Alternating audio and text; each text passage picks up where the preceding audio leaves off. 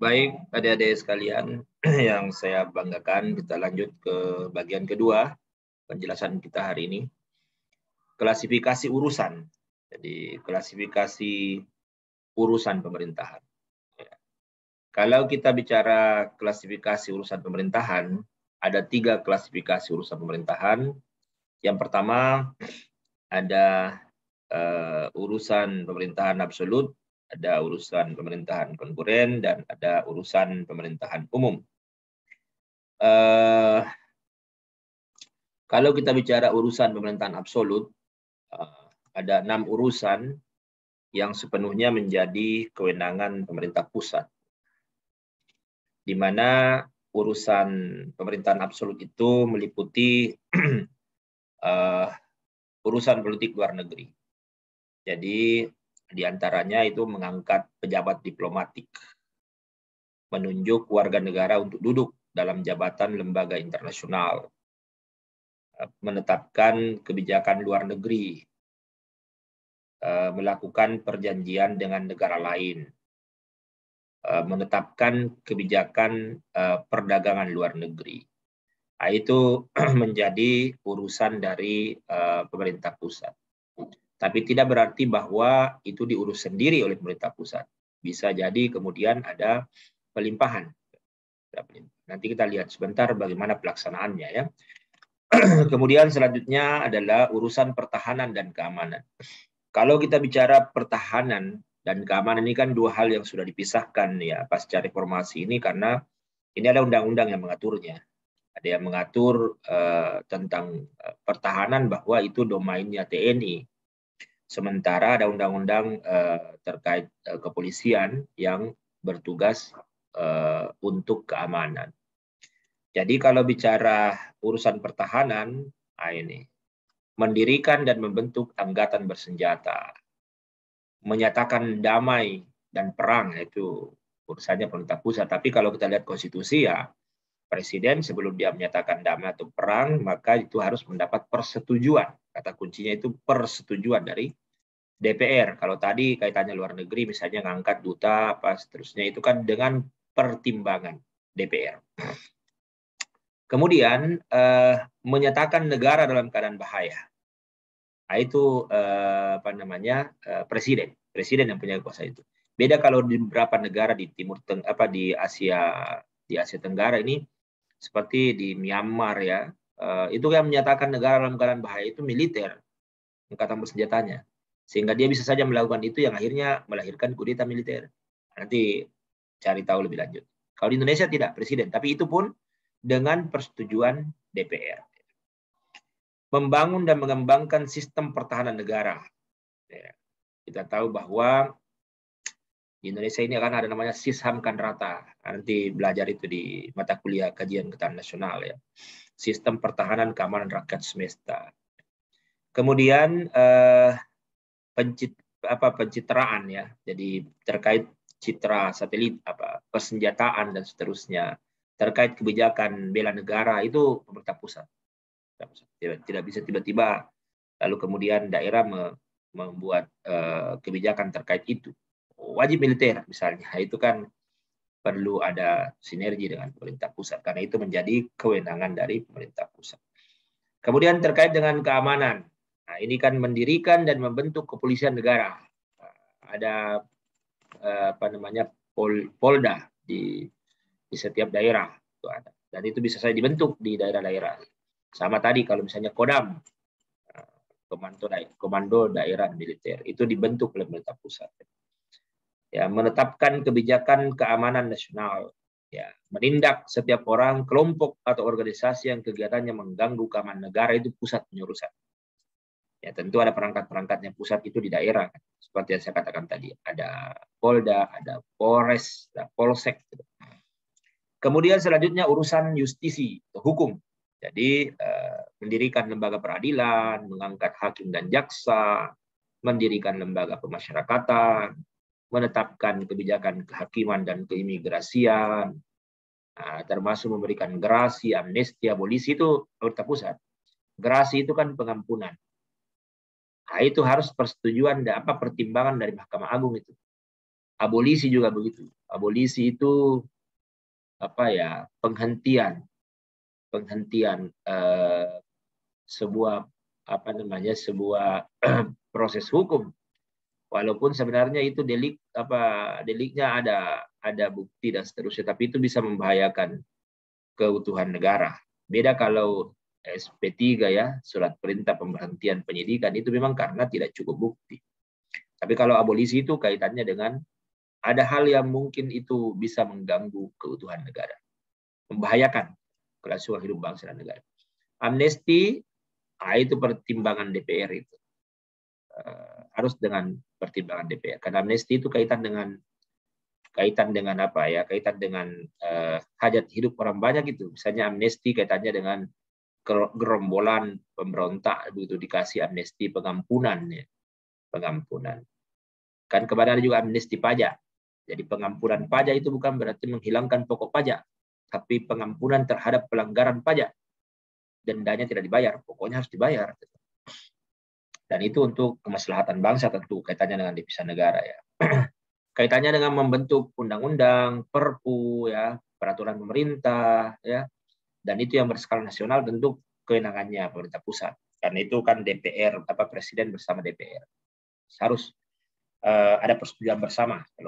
Kalau undang-undang nanti bahas itu di mata kuliah proses legislatif. Ya. Kemudian selanjutnya urusan moneter dan fiskal nasional. Jadi kebijakan ekonomi di sini ya, ada kebijakan ekonomi makro itu mencetak uang ya, kebijakan peredaran uang dan seterusnya itu urusannya pemerintah pusat. Makanya kemarin ada daerah yang mana ada masyarakat di situ menggunakan mata uang berbeda, itu pasti ditindak karena itu kebijakan pusat, bukan wewenang daerah ya. Walaupun yang melakukan itu kemarin bukan lembaga, dalam hal ini bukan pemerintah daerah, tapi organisasi yang ada di daerah. Kemudian urusan agama, nah ini yang kemarin kan banyak heboh-heboh ya. Memang ya itu tadi, setiap pemimpin itu ada stylenya, yang kemudian style itu bisa berimplikasi dinamis, gitu ya. Misalnya kaitannya dengan Kementerian Agama, itu kan ada beberapa pernyataan kontroversi di situ ya. Mudah-mudahan ya tidak melahirkan dinamika yang buruk bagi kehidupan berbangsa dan bernegara. Urusannya itu Kementerian Agama, pemerintah pusat dalam hal ini ya, menetapkan hari libur keagamaan, minda-minda ya, dan seterusnya, dengan pertimbangan yang untuk kemaslahatan bersama. Ini kan di masa pandemi orang diminta untuk tidak mobile terlalu tinggi, menjaga jarak, tidak ada kerumunan, sehingga harus ada pertimbangan-pertimbangan kaitannya dengan kaitannya dengan hari-hari libur nasional ya. Hari liburnya yang dipindahkan, bukan kegiatan.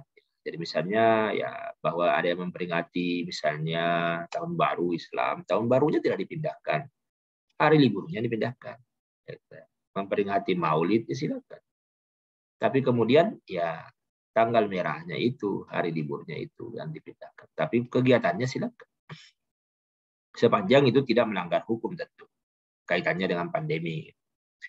Oke, itu adalah 6 urusan ya yang diurus oleh pemerintah pusat. Nah, di dalam penyelenggaraan urusan absolut ini, pemerintah pusat itu bisa melaksanakan sendiri. Apa maknanya itu melaksanakan sendiri? Ya, dilaksanakan oleh kementerian atau lembaga non-kementerian. Dilaksanakan langsung oleh kementerian atau lembaga non-kementerian. Yang kedua, melimpahkan wewenang kepada instansi vertikal yang ada di daerah. Ada itu instansi vertikal. Ya, ada instansi vertikal itu. Kanwil dan seterusnya istilahnya itu. Dan ada beberapa juga lembaga vertikal. Di bidang kesehatan ada, di bidang yang lain juga. Pertanian ada. Kemudian yang ketiga, bisa gubernur sebagai wakil pemerintah pusat berdasarkan asas dekonsentrasi. Nah ini kan saya pikir dari sudah hatam lah ya, bahwa asas desentralisasi itu kan penyerahan. Kalau dekonsentrasi itu pelimpahan sebagian urusan. Jadi pelimpahan sebagian urusan pemerintahan yang menjadi kewenangan pemerintah pusat kepada gubernur sebagai wakil pemerintah pusat, kepada instansi vertikal di wilayah tertentu, atau gubernur dan bupati, wali kota sebagai penanggung jawab urusan pemerintahan umum. Jadi dia bisa mengalihkan, dia bisa melimpahkan begitu. Tidak diurus sendiri, karena tentu ya perangkat-perangkatnya pemerintah pusat itu tentu terbatas, menjangkau seluruh pelosok negeri. Selanjutnya adalah urusan konkuren. Nah, inilah sebenarnya yang menjadi entry point dari otonomi daerah, dari pelaksanaan desentralisasi. Ya, karena kalau kita bicara urusan pemerintahan konkuren ini, inilah urusan yang dibagi antara pemerintah pusat dan pemerintah daerah, provinsi, dan kabupaten kota. Di mana kalau kita bicara urusan pemerintahan konkuren itu kan ada dua ya. Ada urusan pemerintahan wajib, ada urusan pemerintahan pilihan. Yang wajib ini juga ada dua bagian. Ada yang terkait dengan pelayanan dasar, dan ada yang tidak terkait dengan pelayanan dasar. Kalau yang terkait dengan pelayanan dasar nanti bisa baca lebih lanjut. Ini pendidikan, kesehatan, pekerjaan umum dan penataan ruang, perumahan dan pemukiman, ketentraman, ketertiban umum, perlindungan masyarakat dan sosial. Nah, itu menjadi urusan pemerintahan wajib yang terkait dengan pelayanan dasar. Nah, di sini juga ada dinamika kan di Undang-Undang 23 2014 itu. Misalnya pendidikan menengah itu menjadi urusan dari pemerintah provinsi. Nah, itulah yang saya maksudkan nanti didiskusikan. Makanya nanti yang mau dianalisa, mau dievaluasi adalah pelaksanaan 3 klasifikasi urusan ini untuk melihat seperti apa dinamika pelaksanaannya ya di dalam konteks hubungan pemerintah pusat dan daerah. Kemudian yang tidak terkait dengan pelayanan dasar itu ada 18, bisa dibaca lebih lanjut ya. Ada tenaga kerja, ya. Kemudian ada perhubungan sampai kearsipan, 18 urusan wajib yang tidak berkaitan dengan pelayanan dasar. Kemudian ada urusan pemerintahan pilihan, ada 8 urusan pemerintahan pilihan. Kenapa pilihan ya? Karena ini dipandang tidak semua daerah kemudian memiliki karakteristik yang sama, yang semua urusan ini menjadi kebutuhan daerah itu.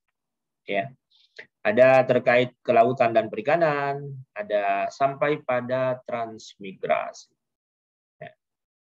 Itulah yang menjadi cakupan dari urusan pemerintahan konkuren. Sekarang ada klasifikasi urusan pemerintahan umum. Nah, ini urusan pemerintahan umum ini ada 7 ya. Ini kan kaitannya dengan wawasan kebangsaan, kaitannya dengan ketahanan nasional ya. Jadi itu urusan pemerintahan umum. Ya, itu diurus oleh pemerintah daerah ya.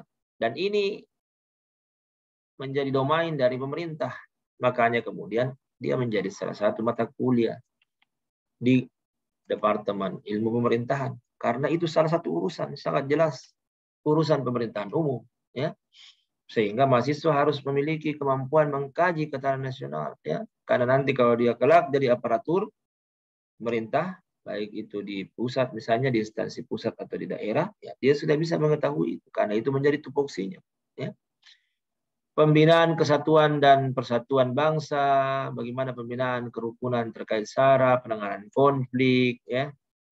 Bagaimana koordinasi antar instansi, pengembangan kehidupan demokrasi, ya ini kajian-kajian ketahanan nasional semua ini. Ketemu di mata kuliah kajian ketahanan nasional ya. Nah, bagaimana urusan pemerintahan umum itu dilakukan? Bagaimana melaksanakan ini urusan pemerintahan umum? Ya, urusan pemerintahan umum itu dilaksanakan oleh gubernur dan bupati wali kota di wilayah kerja masing-masing. Nah, gubernur, bupati, wali kota ini bisa saja dibantu oleh instansi vertikal terkait. Bupati, wali kota itu dalam melaksanakan urusan pemerintahan ini, urusan pemerintahan umum maksudnya ya, pada tingkat kecamatan itu bisa melimpahkan pelaksanaannya kepada camat. Sehingga juga ya ada fungsi dari camat untuk menjalankan urusan pemerintahan umum. Ya, itulah yang kami maksud sebagai klasifikasi. Klasifikasi. Oke, seharusnya ini kita diskusikan lagi. Ya, kita break lagi harus. Ya. Oke, nah selanjutnya kita bicara mengenai prinsip pembagian urusan pemerintahan konkuren. Kita lihat di konkuren. Kenapa kita di konkuren? Karena disitulah sebenarnya inti bagaimana pelaksanaan desentralisasi. Ya, otonomi daerah. Hubungan itu ada di situ sebenarnya lebih luas cakupan. Ada 4 prinsip di dalam pembagian urusan pemerintahan konkuren itu. Ada prinsip akuntabilitas. Ini kan kalau kita bicara akuntabilitas kan pertanggungjawaban ya. Sehingga dalam konteks ini, kan dalam setiap konteks tentu berbeda penjelasan akuntabilitas itu. Nah, dalam konteks urusan pemerintahan ini, pelaksanaan kewenangan ini, maka kemudian penanggung jawab penyelenggaraan suatu urusan pemerintahan itu ditentukan berdasarkan kedekatannya dengan luas, besaran, dan jangkauan dampak yang ditimbulkan oleh penyelenggaraan suatu urusan pemerintah. Jadi entry point-nya ini adik-adik adalah siapa yang bertanggung jawab terhadap suatu urusan itu ditentukan kedekatannya dengan luas, besaran, dan jangkauan dampak yang ditimbulkan dari penyelenggaraan suatu urusan. Nah, itu. Kemudian yang kedua adalah prinsip efisiensi. Jadi ini kan konkuren kan tadi dibagi antara pemerintah pusat dengan pemerintah daerah provinsi, daerah kabupaten kota. Prinsip efisiensi ini artinya bahwa penyelenggara suatu urusan pemerintahan itu ditentukan berdasarkan perbandingan tingkat daya guna yang paling tinggi yang dapat diperoleh. Ya, jadi ada tingkat daya guna. Jadi itu efisiensi kan terkait dengan proses ya. Jadi tingkat daya guna yang paling tinggi yang diperoleh. Menciptakan pelayanan publik yang efisien dan mencegah high cost ekonomi. Jadi lembaga apa yang kemudian tingkatan pemerintahan mana yang bertanggung jawab untuk mengurus ini urusan? Di mana tentu pertimbangannya tadi efisiensi pelayanan publik, lalu tidak high cost di dalam prosesnya. Ya. Kemudian eksternalitas. Nah ini eksternalitas kan eksternal kan luar ya. Jadi yang dimaksud dengan prinsip eksternalitas ini adalah bahwa penyelenggaraan suatu urusan pemerintahan itu ditentukan berdasarkan luas, besaran, dan jangkauan dampak yang timbul akibat penyelenggaraan suatu urusan pemerintahan. Jadi penyelenggaranya itu berdasarkan luas, besaran, jangkauan, dan dampak yang timbul akibat penyelenggaraan pemerintahan. Ya. Kemudian prinsip kepentingan strategi nasional ini yang keempat. Jadi ada 4 prinsip kan tadi. Ya. Nah, kepentingan strategis nasional bahwa kalau kita bicara prinsip kepentingan strategis nasional bahwa penyelenggara suatu urusan pemerintahan itu ditentukan berdasarkan pertimbangan dalam rangka menjaga keutuhan dan kesatuan bangsa, menjaga kedaulatan negara, implementasi hubungan luar negeri, dan pencapaian program strategis nasional. 4 ini. Ya. Nah, oke. Nah, bisa didiskusikan lagi nih bagiannya. Ya. Kemudian, selanjutnya yang keempat, kita bicara tentang urusan pemerintahan konkuren. Apa kriterianya? Nah, kriteria urusan pemerintahan konkuren yang menjadi kewenangan pemerintah pusat atau pemerintah daerah provinsi atau pemerintah daerah kabupaten kota itu sebenarnya melihat 4 hal. 4 hal kriterianya. 4 kriteria. Lokasi, yang kedua pengguna, yang ketiga manfaat atau dampak, yang keempat penggunaan sumber daya. Nah, kita bisa lihat di sini bahwa lokasi, kalau dia lintas daerah provinsi, lintas negara, pemerintah pusat punya urusan. Kalau dia lintas kabupaten, kota, tentu provinsi punya urusan. Kalau dia berada di dalam kabupaten kota tertentu, maka urusan dari pemerintah kabupaten kota itu kalau bicara lokasi ya. Kemudian kalau kita bicara pengguna, sama tadi. Jadi kalau penggunanya lintas daerah, provinsi, lintas negara pemerintah pusat, dan seterusnya. Sama juga dengan manfaat atau dampak. Kalau itu bermanfaat, berdampak lintas negara, lintas daerah provinsi, pusat punya urusan, dan seterusnya. Begitupun dengan penggunaan sumber daya. Kalau penggunaan sumber daya itu lebih efisien oleh pemerintah pusat, maka diurus pemerintah pusat. Kalau dipandang lebih efisien oleh daerah provinsi, diserahkan kepada pemerintah provinsi. Kalau lebih efisien oleh daerah kabupaten kota, maka oleh pemerintah kabupaten kota. Nah, makanya itu yang namanya urusan pendidikan, sekolah menengah atas diambil oleh provinsi. Demikiankah keadaannya? Itu jangan dianalisis. Sama juga kalau bicara pertambangan dan seterusnya kan diambil alih provinsi. Apakah betul lebih efisien oleh provinsi? Ya, itu nanti silakan dianalisis. Urusan pemerintahan yang peranannya strategis bagi kepentingan nasional menjadi urusan pemerintah pusat. Walaupun kemudian lokasi, penggunaan, manfaat, dampak, dan penggunaan sumber daya tidak menunjukkan itu diurus oleh pemerintah pusat, tapi kalau perannya strategis bagi kepentingan nasional menjadi urusan pemerintah pusat. Ya.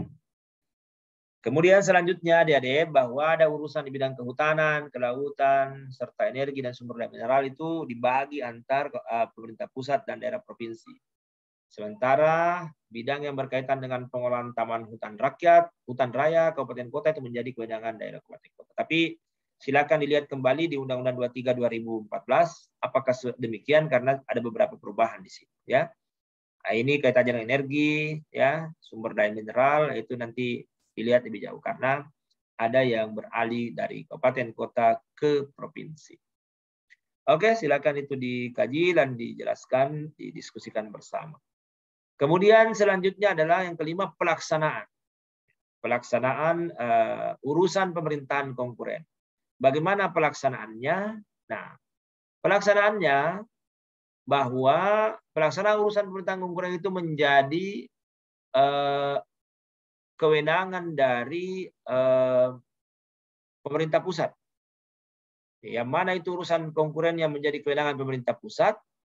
Ya, bahwa urusan pemerintahan konkuren yang menjadi kewenangan pemerintah pusat itu bisa dilaksanakan sendiri oleh pemerintah pusat, bisa dilimpahkan kepada gubernur sebagai wakil pemerintah pusat di daerah, kepada instansi vertikal berdasarkan asas dekonsentrasi, atau menugasi daerah berdasarkan asas tugas pembantuan. Jadi bisa. Ya. Tugas pembantuan kan jelas. Kalau tadi kan desentralisasi, penyerahan, dekonsentrasi tadi pelimpahan. Kalau tugas pembantuan itu kan penugasan ya dari pemerintah pusat ke daerah otonom untuk melaksanakan sebagian urusan pemerintahan yang menjadi kewenangan pemerintah pusat, bisa juga dari pemerintah provinsi ke kabupaten kota untuk melaksanakan sebagian urusan pemerintahan yang menjadi kewenangan daerah provinsi. Itulah tugas pembantuan. Selanjutnya adalah pelaksanaan urusan pemerintahan konkuren yang menjadi kewenangan provinsi. Bagaimana? Dilaksanakan sendiri oleh provinsi, maksudnya itu perangkat daerah provinsi menjalankan. Dengan cara menugasi daerah kabupaten kota berdasarkan asas tugas pembantuan, dan bisa juga menugasi desa. Ada hubungan sampai di desa itu. Jadi desa juga harus punya sumber daya yang berkualitas ya, karena bisa jadi ada tugas yang diserahkan oleh pemerintah provinsi pada desa. Kemudian selanjutnya, bagaimana kalau urusan konkuren itu menjadi kewenangan pemerintah kabupaten atau kota, bisa dilaksanakan sendiri oleh kabupaten kota dan bisa ditugaskan sebagian pelaksananya kepada desa. Desa itu memang penting, ya, strategis. Pemberian tugas dari gubernur, bupati, wali kota kepada desa yang bukan merupakan penerapan asas tugas pembantuan, sehingga tidak menjadi kewenangan yang dikelola sendiri oleh pemerintah desa. Pemerintah desa bertanggung jawab kepada siapa? Kepada gubernur terhadap tugas yang diserahkan kepadanya. Bertanggung jawab kepada bupati, wali kota melalui camat terhadap tugas yang diserahkan kepadanya. Jadi dia bertanggung jawab kepada siapa yang menyerahkan tugas itu. Ya, kalau itu berada di luar tugas pembantuan yang menjadi tupoksinya. Ya. Yang terakhir adalah kalau kita mau simpulkan bagaimana hubungan kewenangan antara pemerintah pusat dan daerah tadi dalam konteks pelaksanaannya kan di situ kita bisa lihat hubungannya. Dalam konteks pembagian urusan di situ kita bisa lihat hubungannya. Ya. Tapi kalau kita mau simpulkan bahwa Pemerintah pusat itu berwenang untuk menetapkan norma, standar, prosedur, dan kriteria atau yang biasa disingkat NSPK dalam rangka penyelenggaraan urusan pemerintahan. Jadi yang buat itu NSPK-nya pemerintah pusat. Pemerintah pusat juga melaksanakan pembinaan dan pengawasan terhadap penyelenggaraan urusan pemerintahan yang menjadi kewenangan daerah. Bagaimana pemerintah daerah? Dia berhak menetapkan kebijakan daerah untuk menyelenggarakan urusan pemerintahan yang menjadi kewenangan daerah. Dia wajib berpedoman pada NSPK tadi yang ditetapkan pemerintah pusat. Kemudian kebijakan daerah yang dibuat dalam rangka penyelenggaraan urusan pemerintahan yang menjadi kewenangan daerah yang tidak mempedomani NSPK, pemerintah pusat bisa membatalkan kebijakan itu. Jadi begitu dia punya hubungan. Kemudian yang ketiga, kementerian atau lembaga pemerintah non kementerian itu bersama pemerintah daerah dia melakukan pemetaan urusan pemerintahan wajib yang tidak berkaitan dengan pelayanan dasar dan urusan pemerintahan pilihan yang diprioritaskan oleh setiap daerah, provinsi, kabupaten, kota. Jadi ada hubungan juga di situ karena kementerian dan non kementerian itu tentu perangkatnya pusat. Dalam hal urusan pemerintahan umum, gubernur bertanggung jawab kepada presiden melalui menteri, bupati, wali kota bertanggung jawab kepada menteri melalui gubernur sebagai wakil pemerintah pusat. Nah itu kalau kita mau simpulkan bagaimana hubungan kewenangan itu yang diterjemahkan ke dalam pelaksanaan urusan pemerintahan. Ya, oke. Saya pikir itu. Jadi adik-adik sebenarnya seandainya ini pekan interaktif maka semua buat tugas individu terkait dengan ini. Tapi karena ini bukan pekan interaktif, ini pekan diskusi, cuma saya menambahkan, menegaskan materinya, jadi tidak ada tugas individu terkait dengan materi ini. Tapi tugas individu terkait dengan materi pekan ke-11 ada. Jadi di forum itu ada tertulis pekan ke-11. Adik-adik sebenarnya bisa saja dua di situ. Bisa Anda menjelaskan intisari makalahnya, cuma itu kelihatannya double. Toh kan ada video presentasi yang Anda jelaskan kan? Di video presentasi itu Anda menjelaskan materi. Jadi mungkin bagusnya kalau saran saya, tugas yang di pekan ke-11 di menu forum itu, menu forum 11, ya masing-masing anggota kelompok menjelaskan ini. Buat summary-nya. Bukan summary ya, bukan summary. Conclusion, kesimpulan. Apa poin-poin utama yang Anda pahami mengenai materi ini. Kelompok 1 sistem, kelompok 2 jenis, kelompok 3 prinsip, kelompok 4 kriteria, kelompok 5 pelaksanaan. Ya, lebih baik ini. Kemarin yang saya sampaikan itu bahwa pekan 11, 12, 13 itu intisari makalah yang diketik di menu forum itu. Kalau di menu forum internal ada topik-topik tertentu didiskusikan. Ya, tapi kalau saya bagusnya untuk pekan ke-11, karena ini kan kita tidak lakukan di pekan ke-11 ya, agak asinkronus ini karena adik-adik kemarin tidak siap. Nah, ini lebih baik ini yang dijelaskan di pekan ke-11 itu. Jadi seperti membuat konklusi dari apa yang saya jelaskan. Kalau memang ternyata adik-adik tidak mencari bahan dari sumber lain. Tapi harapan saya ya Anda harus cari mengembangkan itu. Karena ini sangat terbatas tentu yang saya sampaikan ya. Oke, baik. Cukup. Terima kasih. Assalamualaikum warahmatullahi wabarakatuh.